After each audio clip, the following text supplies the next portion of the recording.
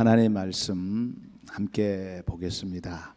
사도행전 12장 3절에서 6절까지입니다. 사도행전 12장 3절에서 6절까지 우리 찾으신 줄 알고 다 같이 합독하겠습니다. 시작. 유대인들이 이 일을 기뻐하는 것을 보고 베드로도 잡으려 할새 때는 무교절 기간이라 잡음에 옥에 가두어 군인 내식인 네 패에게 맡겨 지키고 유월절 후에 백성 앞에 끌어내고자 하더라. 이에 베드로는 옥에 갇혔고 교회는 그를 위하여 간절히 하나님께 기도하더라. 헤롯이 잡아내려고 하는 그 전날 밤에 베드로가 두 군인 틈에서 두 쇠사슬에 매여 누워 자는데 파수꾼들이 문 밖에서 문을 지키더니 아멘. 코로나로 인해서 특별히 편리주의에 편승하여 할 수만 있다면 더 편하고 쉽게 이제 신앙생활 하기를 원하는 이때에 오늘 수요일 날 편한 것을 포기하고 교회로 나오신 여러분들에게 하나님의 크신 은혜가 있기를 주의 이름으로 축원합니다. 지난주에 요한의 형제 야고보의 순교에 대해서 말씀을 드리면서 요한을 제외한 12사도가 다 순교했다. 11사도가 다 순교했다. 근데 요한은 천수를 누리다가 자연사했지만 역시 순교자 반열에 세우고 있다 하는 말씀까지 드렸지요. 스데반이 29세에 순교를 하고 평신도로서 최초의 순교자지요. 그리고 사도로서 최초의 순교자는 바로 야고보입니다. 이 야고보는 어떤 사람이었느냐 하면은 성격이 굉장히 불같은 사람이라 그랬지요. 아주 직선적이고 오죽했으면 별명이 우리의 아들이었겠어요. 우리의 아들. 그랬던 그가 예수님을 만나고 난 뒤에 변화가 되었어요. 변화가 되어서 예수님의 사역의 첫 번째 제자의 그룹 속에 들어갑니다. 그래서 아주 중요한 일이 있을 때마다 예수님은 이 야고보를 대동하고 가셨던 겁니다. 그만큼 예수님으로부터 신임을 받았던 사람이지요. 그래서 그는 젊은 나이에 사도로서 최초의 순교의 제물로 하나님 앞에 드려졌다 하는 말씀까지 드렸습니다. 자, 히브리서 11장 37절 우리 같이 한번 읽겠습니다. 히브리서 11장 37절. 돌로 치는 것과 톱으로 켜는 것과 시험과 칼로 죽임을 당하고 양과 염소의 가죽을 입고 유리하며 궁핍과 환난과 학대를 받았으니. 잘 아는 말씀이지요. 초대교회가 이렇게 핍박을 받았어요. 그래서 이를 가리켜서 성경은 세상이 감당치 못할 사람이다. 세상이 손을 들어버린 거예요. 이렇게 해서 우리 기독교는 순교자의 피 위에 세워진 그 종교다. 그렇게 말씀하고 있습니다. 자, 이제 오늘은 베드로가 이제 감금이 되고 탈옥을 하는 그런 과정인데, 베드로가 탈옥하는 그 전에 이 헤롯이 그 야고보를 죽이고 나니까 그 유대인들이 굉장히 기뻐합니다. 그 말씀들을 우리가 조금 나누도록 하겠습니다. 3절을 우리 다시 한번 읽어보겠습니다. 3절. 유대인들이 이 일을 기뻐하는 것을 보고 베드로로 잡으려 할새 때는 무교절 기간이라. 헤롯이 야고보를 죽이니까 유대인들이 아주 환호를 하지요. 그래서 이번에는 베드로를 잡아 옥에 가두고 이 유대인으로부터 더 큰 환심을 사려고 합니다.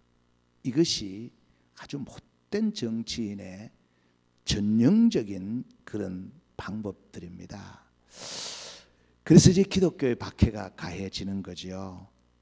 못된 정치인. 지난번에는 정치인 중에 못된 나무에 대해서 말씀을 드렸죠. 이들은 사람이 기뻐하는 일이라면, 즉 다른 말로 말하면 여론이 자기한테로 쏠리게 된다면 무슨 짓이라도 다 하는 것, 이것이 못된 정치인들이에요. 못된 나무예요. 뭐 복지를 얘기하고 뭐 국가를 얘기하고, 하지만 그 속에는 사람을 기쁘게 하고자 하는 게 있다고 말이에요. 그래서 표만 있는 곳을 찾아다니는 거예요. 이것이 못된 정치인들입니다. 그 못된 정치인들 중에 대표적인 사람이 바로 헤롯이라는 겁니다. 헤롯. 자, 근데 정치인들에게는 여론이 매우 중요한 건 사실입니다. 대단히 중요한 겁니다. 그런데 민심이 반드시 천심은 아닙니다. 민심이 하나님의 뜻은 아니다 그 말이에요. 군중은 거짓 선동과 분위기에 의해서 움직여질 수 있는 위험성이 대단히 많습니다. 그래서 우리는 그것을 군중심리라고 하지요. 그래서 그 군중이 결국 하나님의 마음은 아니다는 겁니다. 자, 그래서 오늘 이제 몇 가지를 좀 말씀을 드리려고 하는데, 첫 번째, 하나님은 군중 편에 서는 건 아닙니다. 진리를 떠난 군중보다는 차라리 진리 편에 선 소수를 더 원하시는 겁니다. 하나님은 많은 사람이 구원받기를 원하지만 진리를 떠난 군중보다는 진리 편에 서 있는 아주 작은 소수를 원하신다는 거예요. 그것이 이제 출애굽기에서부터 쭉 나타나고 있는 겁니다. 자, 신명기 1장 36절 같이 읽습니다. 시작. 오직 여분네의 아들 갈렙은 온전히 여호와께 순종하였은즉 그는 그것을 볼 것이요 그가 밟은 땅을 내가 그와 그의 자손에게 주리라 하시고. 무슨 말이에요? 이스라엘 백성들이 애굽에서 무려 60만이 나왔습니다. 그 군중은 진리가 아니에요. 그 60만 중에 오직 두 사람, 여호수아와 갈렙만이 진리 편에 선 겁니다. 군중의 편에 서서 사람을 기쁘게 하는 데 서지 않고 하나님을 기쁘게 하는 데 섰다 그 말이에요. 그래서 하나님은 누구를 원하시느냐? 진리 편에 선 소수를 원하시는 거예요. 그 다음에 사사기 7장 6절을 같이 읽습니다. 시작. 손으로 옮겨 입에 대고 핥는 자의 수는 300명이요 그 외의 백성은 다 무릎을 꿇고 물을 마신지라. 무슨 말이냐면 이 잘 아는 내용이잖아요. 이 전쟁을 위해서 미디안의 300만 용사인데 그 3만 2천 명이 모였어요. 3만 2천 명. 근데 3만 2천 명 하나님이 너무 많다. 그래서 거기에 뭐 여러 가지가 나오죠. 전쟁에 겁을 먹거나 뭐 이런 사람들은 돌아가라 했더니 2만 2천 명이 돌아갔어요. 10,000명이 남았습니다. 근데 10,000명에게 이제 물을 먹는 방법을 실험을 하는 거죠. 그것이 바로 7장 6절입니다. 손으로 옮겨 입에 대고 핥는 자의 수는 300명이요. 하나님이 원하시는 숫자는 진리 편에 서 있는 담대하고 용감한 300명을 원하셨다는 거예요. 그 3만 2천 명을 원하신 게 아니라 300명을 하나님이 원하신 거예요. 그것을 말씀하고 있는 겁니다. 하나 더 보십시다. 로마서 9장 27절 잘 아는 말씀이죠. 여러분 이 말씀 뼈속에 새기셔야 됩니다. 뼈속에 새기셔야 돼요. 같이 읽습니다. 또 이사야가 이스라엘에 관하여 외치되 이스라엘 자손들의 수가 비록 바다의 모래 같을지라도 남은 자만 구원을 받으리니. 굉장히 두려운 말씀과 함께 감사의 말씀이지요. 여러분 바다의 모래가 얼마나 많습니까? 그 셀 수 있겠습니까? 하나님은 그 많은 진리를 떠난 그 많은 숫자를 원치 않는다는 겁니다. 진리 편에 남아있는 자를 하나님이 원하신다는 거예요. 그래서 이스라엘 자손들의 수가 비록 바다의 모래 같을지라도 남은 자만 구원을 받는다라고 이사야 선지자가 말씀했던 것을 바울이 그대로 받아서 로마서에 기록하고 있는 겁니다. 자, 그다음에 열왕기상 18장 22절을 같이 읽습니다. 엘리야가 백성에게 이르되 여호와의 선지자는 나만 홀로 남았으나 바알의 선지자는 450명이로다. 예, 이 내용 역시 잘 아는 거지요. 예, 여호와의 선지자, 하나님 편의 선자는 그 엘리야 혼자였습니다. 근데 이 바알의 선지자는 얼마냐면 450명이에요. 이들과 이제 싸운다는 것은 백전백패입니다. 근데 어떻습니까? 하나님이 도우시니까 그 한 명이 450명을 이겨버려요. 승리하는 겁니다. 그래서 중요한 것은 뭐냐? 숫자는 대단히 중요하지만 숫자가 몇 명이냐가 중요한 게 아니라 정말 진리편의 선자가 몇 명이냐, 이게 중요한 거예요. 그래서 예수님도 말씀하셨지요. 알곡과 죽정이라고 그랬습니다. 알곡과 죽정이. 엘리야가 남은 홀로 남았습니다 그랬지요. 그래서 이 엘리야가 승리를 하지요. 근데 나중에 보니까 바알에게 무릎 꿇지 않는 7,000명을 하나님이 남겨두고 있었어요. 그들과 힘을 합하잖아요. 때로는 우리가 살아가면서 나 혼자 싸우고 있다 생각하지만 누군가가 나와 함께하는 자가 있는 겁니다. 하나님은 반드시 동력자를 붙여주셔요. 동력자가 있는 겁니다. 그래서 지금도 여러분 싸움은 혼자 하는 거예요. 근데 우리 뒤에는 바알에게 무릎 꿇지 않는 7,000명의 용사들이 있다는 것을 기억을 해야 되는 겁니다. 자, 하나님은 첫 번째 드린 말씀입니다. 그 진리를 떠난 다수 군중보다는 진리 편에 서 있는 소수를 원한다. 그걸 지금 말씀을 드렸습니다. 자, 두 번째는 하나님은 신본주의를 원하시지 인본주의를 원하시는 건 아니에요. 물론 이 신본주의 안에 민주주의도 포함이 되어 있습니다만은, 근데 중요한 것은 정말 이 헤롯이 가만히 보면은 인본주의자예요. 근데 야고보는 신본주의자입니다. 그래서 하나님이 원하시는 것은 인본주의자를 원하시는 건 아닙니다. 사람을 기쁘게 하기 위해서 인간적인 방법을 동원하는 걸 원하는 게 아니라 하나님을 기쁘시게 하는 자를 원하신다, 그 말이에요. 자, 갈라디아서 1장 10절을 보십시다. 같이 읽습니다. 이제 내가 사람들에게 좋게 하랴, 하나님께 좋게 하랴, 사람들에게 기쁨을 구하랴. 내가 지금까지 사람들의 기쁨을 구하였다면 그리스도의 종이 아니니라. 헤롯은 사람을 기쁘게 하기 위해서지요. 그 유다 백성들이 기뻐하니까 야고보를 죽이고, 그 야고보가 죽고 나니까 너무너무 기뻐하니까 베드로까지 투옥을 시켜버린 거예요. 근데 이게 바울은 갈라디아서 1장 10절에 아주 위대한 고백을 하죠. 그 고백이 바로 내가 사람들에게 좋게 하겠느냐, 하나님께 좋게 하겠느냐, 내가 사람을 기쁘게 하겠느냐, 하나님을 기쁘게 하겠느냐. 정말 내가 사람을 기쁘게 하기 위해서라면 나는 그리스도의 종이 아니다.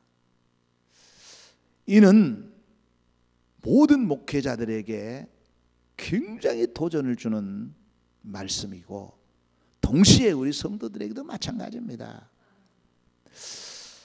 이 말씀이 바로 신본주의냐 인본주의냐 그 말입니다. 인본주의는 그저 사람의 비율을 맞추려고 하는 거예요. 여러분, 사람과의 관계를 깨뜨리라는 말은 아닙니다. 자, 그 다음에 한번 보십시오. 데살로니가전서 2장 4절 같이 읽습니다. 오직 하나님께 옳게 여기심을 입어 복음을 위탁받았으니 우리가 이와 같이 말함은 사람을 기쁘게 하려 함이 아니요 오직 우리 마음을 감찰하시는 하나님을 기쁘시게 하려 함이라. 예. 복음을 위탁받았으니, 하나님의 그 복음을 위탁받았으니, 다른 말로 말하면 음행을 받았으니, 이거 사람을 기쁘게 하는 게 아니라 하나님을 기쁘게 하라고 이 귀한 직분을 받았다 그 말이에요. 그래서 사람을 기쁘게 하려 함이 아니다라고 분명히 선을 그어버립니다. 오직 우리의 마음을 감찰하시는 하나님을 기쁘게 하려 함이라. 이것이 신본주의예요. 하나님은 이걸 원한다는 거예요. 그래서 우리가 복음성경에도 있잖아요. 나의 한 가지 소원, 하나님의 기쁨이 되는 거예요. 하나님의 기쁨이 될 때에 사실은 사람과의 관계도 회복이 되는 거예요. 그래서 갈라디아 1장 10절과 그리고 데살로니가 전서 2장 4절의 말씀은 바울이 스스로에게 자기 자신을 치면서 하나님 앞에 고백하는 말이에요. 네. 이 말씀은 우리가 이렇게 볼 수 있습니다.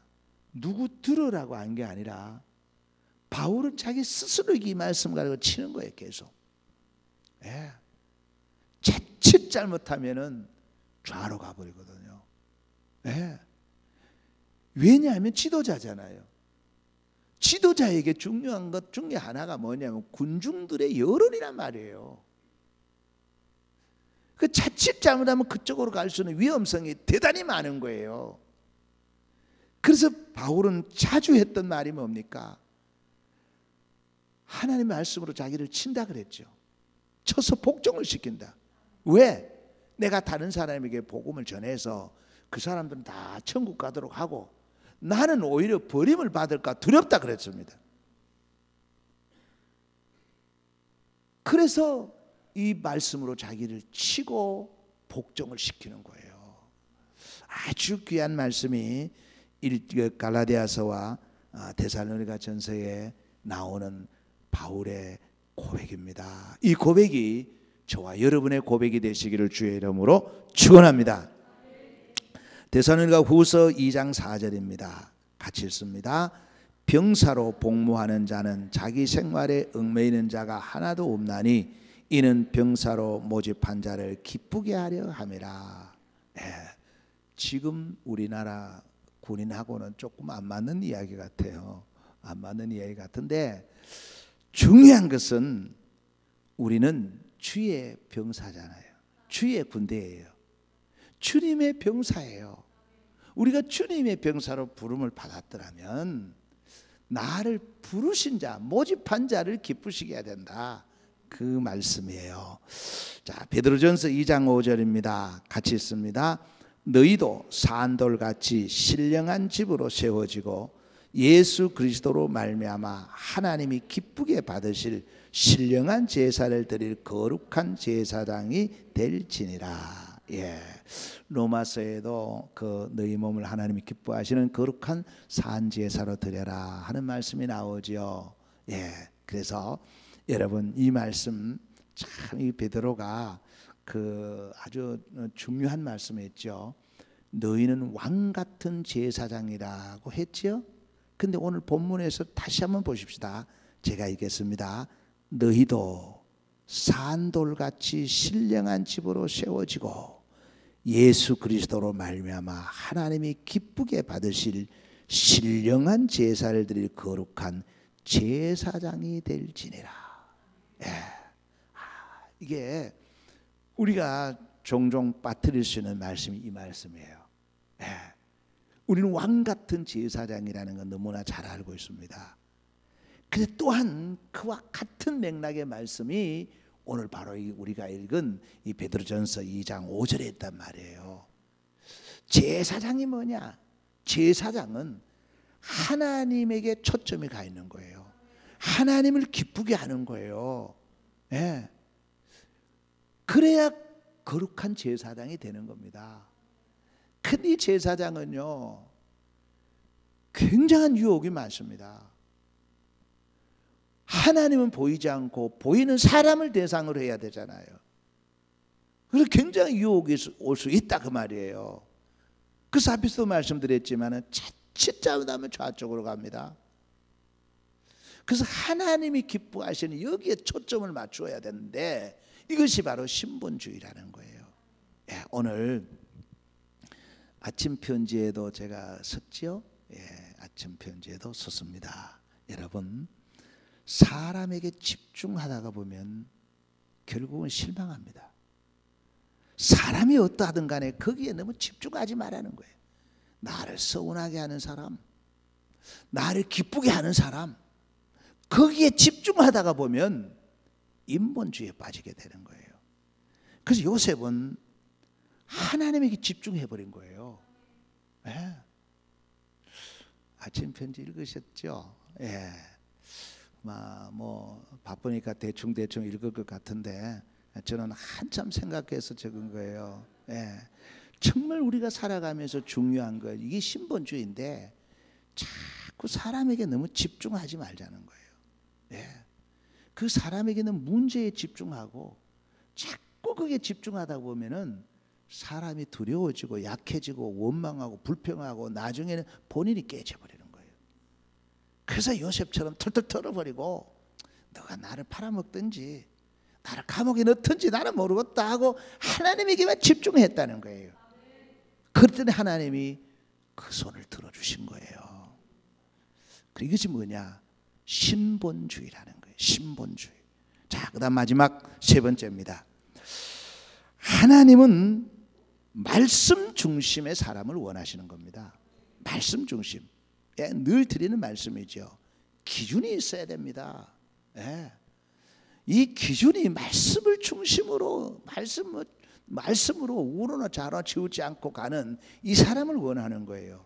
말씀을 믿는다는 것은 하나님을 믿는다는 겁니다. 하나님을 믿는다면 말씀을 믿는 거예요. 같은 말씀입니다. 자, 그러면 사도행전 4장 19절을 같이 읽습니다. 베드로와 요한이 대답하여 이르되 하나님 앞에서 너희의 말을 듣는 것이 하나님의 말씀을 듣는 것보다 옳은가 판단하라. 잘 아는 내용이죠. 그 베드로와 요한이 그 군중들에게 둘러싸여 있습니다. 그리고 그 제사장, 관원들 이런 사람들 속에 이렇게 둘러싸여 있으면서 온갖 소리를 다 아는 거예요. 그때 베드로가 요한이 담대하게 얘기하는 게 내가 너희 말을 듣는 게 옳은가? 하나님의 말씀을 듣는 게 옳은가? 네. 이거 뭐냐면 나는 하나님의 말씀 듣겠다는 거거든요. 기준이 하나님의 말씀이라는 겁니다. 이걸 하나님은 원하시고 기뻐하신다는 겁니다. 말씀은 그렇지만 인간이니까 뭐 상황이 그러니까 이건 전부 다가 합리화예요. 네. 말씀이 서라면 서고 말씀이 가라면 가고 말씀이 하라면 하고 말씀이 하지 말라면 하지 않는 것, 그걸 하나님이 원하신다는 거예요. 자, 그래서 이 사무엘상 23장 1절에서 5절 말씀은 제가 여러분들에게 전에 설교한 적도 있습니다. 이 말씀을 우리가 다시 한번 읽도록 하겠습니다. 1절에서 5절까지인데 같이 읽습니다. 사람들이 다윗에게 전하여 이르되 보소서 블레셋 사람이 그 일날을 쳐서 그 타작마당을 취하였더이다 하니 이에 다윗이 여호와께 묻자와 이르되 내가 가서 이 블레셋 사람들을 치리이까? 여호와께서 다윗에게 이르시되 가서 블레셋 사람들을 치고 그 일날을 구원하라 하시니 다윗의 사람들이 그에게 이르되 보소서 우리가 유다에 있기도 두렵거든 하물며 그일라에 가서 블레셋 사람들의 군대를 치는 일이니까 한지라. 다윗이 여호와께 다시 묻자온데 여호와께서 대답하여 이르시되 일어나 그일라로 내려가라. 내가 블레셋 사람을 네 손에 넘기리라 하신지라. 다윗과 그의 사람들이 그일라로 가서 블레셋 사람들과 싸워 그들을 크게 쳐서 죽이고 그들의 가축을 끌어오니라. 다윗이 이와 같이 그일라 주민을 구원하니라. 잘 아는 내용이지요. 무슨 말이냐면은 이제 그일라라는 쪽에서 블레셋 사람들이 쳐들어왔어요. 전쟁입니다. 이 전쟁 보통 위기가 아니죠. 이 전쟁이 일어났을 때에 제일 먼저 해야 될 게 뭡니까? 참모들을 모으고, 그 다음에 무기를 손질하고 전력 전투 준비를 해야 되잖아요. 근데 다윗은요, 제일 먼저 한 일이 뭐냐면은 하나님께 무릎 꿇었습니다. 하나님께 무릎 꿇었어요. 그래서 2절에 바로 그 말씀이에요. 하나님께 무릎 꿇었더니 하나님께서 뭐라 그러느냐 하면은 내려가라. 블레셋을 너 손에 붙여주겠다. 하나님 말씀이 있었어요. 하나님의 말씀이 있고 난 뒤에 딱 문을 열고 나가보니까 힘을 얻었겠지요. 이제 하나님 말씀에 자신이 있었겠지요. 그런데 여러분, 하나님의 말씀이 주어지는 순간에 마귀는 다시스로 가는 배를 준비하고 있다는 걸 기억해야 됩니다. 말씀의 은혜 받았다고 그 다음에는 시험이 준비되어 있는 거예요. 아미띠의 아들 그 요나에게 여호와의 말씀이 임했다 그랬잖아요. 말씀이 임하니까 마침 다시스로 가는 배가 딱 준비해 놓은 거예요, 마귀들이. 그래서 다윗이 하나님의 음성을 듣고 난 뒤에 딱 나갔는데 3절에 보면은 그의 참모들이 목숨을 걸고 반대합니다. 목숨을 걸고 반대해요. 그일라로 내려가면 죽는다는 거예요. 이것이 갈등입니다. 내가 사람이 군중들의 신하들의 말을 들을까? 합리적이에요. 과학적입니다. 하나님의 말을 들을까? 이게 갈등이에요. 이게 고민입니다. 다시 하나님 앞에 무릎 꿇었죠. 4절에 무릎 꿇었더니 하나님께서 다시 똑같은 말씀을 합니다. 내려가라. 그들을 네 손에 붙이겠다. 그런데 여러분, 지도자란요, 여론이 무서운 거예요. 군중의 힘이 무섭잖아요. 그런데 다윗은 결단을 합니다. 내가 지금 참모들의 측근들의 얘기를 들을 것인가, 아니면 하나님의 말씀을 들을 것인가 결단해서 측근들의 말을 무시하고 그일라로 내려가 버리는 거예요. 그랬더니 여호와 니시, 하나님이 다윗의 손을 들어주셔서 승리하게 하시고 잃었던 가축과 함께 그곳에 있는 사람들의 생명을 구원했다 그랬습니다. 살았다 그 말이에요. 누구의 말을 들을 것인가? 하나님은 하나님의 말씀을 듣고 순종하는 자를 원하시는 겁니다. 똑같은 지도자가 누구라 그랬습니까? 빌라도잖아요. 빌라도도 아내를 통해서 또 여러 가지 정황을 통해서 예수 그리스도가 무죄하다는 것을 그는 알았습니다. 하나님의 음성을 들었어요. 하나님의 음성을 들었습니다. 그래 하나님의 음성을 듣고 그는 예수 그리스도를 석방하려고 무지무지 노력을 했는데 군중들이 예수를 못 박아라, 예수를 못 박아라. 그 군중들의 소리가 너무 컸다는 거예요. 그래서 누가복음에 뭐라 그랬습니까? 군중의 소리가 이긴지라. 하나님의 소리와 군중의 소리에서 갈등을 하다가 결국은 그는 군중의 소리를 듣고 예수 그리스도를 십자가에 내놓은 거예요. 그래서 그는 인류의 저주의 대상이 되고 말았던 것을 우리에게 말씀하고 있는 겁니다. 하나님은 우리가 다 이해할 수 없는 말이지만 하나님의 말씀을 듣고 순종하는 자를 원하시는 겁니다. 오늘 이 헤롯이 그 유대인들을 기쁘게 하기 위해서 다시 베드로를 투옥시키는 이 내용을 보면서 하나님이 원하시는 게 뭔가 하는 것 세 가지로 말씀을 드렸습니다. 여러분, 하나님은 정말 진리를 떠나는 그 군중을 원하는 게 아니라 정말 진리편에 서 있는 소수를 원하신다는 것. 그리고 하나님은 합리적이고 과학적으로 따라가는 인본주의자를 원하는 게 아니라 신본주의자, 정말 하나님을 기쁘게 하는 자를 하나님을 원하신다는 겁니다. 그리고 세상의 소리보다는, 과학의 소리보다는 하나님의 소리에 귀를 기울이고 말씀 중심으로 살아가는 자를 하나님은 원하십니다. 그러한 자를 찾는다 그 말이에요. 그래서 오늘 우리 모두는 하나님이 원하시는, 정말 하나님이 원하시는, 하나님이 찾으시는 참된 성도가 되시기를 주의 이름으로 축복합니다. 기도하겠습니다. 존귀하신 여호와 아버지 하나님, 감사하고 고맙습니다. 저희들을 하나님의 자녀로, 주의 종으로 불려주신 것 감사합니다. 아무리 생각해 보아도 살펴보아도 하나님의 은혜 아니면 오늘의 우리는 있을 수가 없습니다. 진심으로 감사를 드립니다. 아버지, 이제는 세상 속에서 불이익을 당한다 할지라도 진리 편에 선 소수가 되게 하여 주시고, 이제는 인본주의가 아니라 신본주의, 이제는 말씀 중심의 성도가 돼서 정말 하나님의 기쁨 되게 하여 주옵소서. 세상 속에 살아가면서 우리가 이러한 일로 인해서 불이익을 당할 수도 있고 손해를 당할 수도, 볼 수도 있고 배척을 당할 수도 있지만은, 그러나 종국에 가서는 하나님이 우리 손을 들어주실 줄로 믿습니다. 끝까지 하나님이 원하는 자가 되게 하여 주시기를 간절히 원하옵나이다. 아버지 하나님, 오늘 하나님 앞에 나올 때에 귀한 예물을 올려드린 우리 송영자 권사님 주의 이름으로 축복합니다.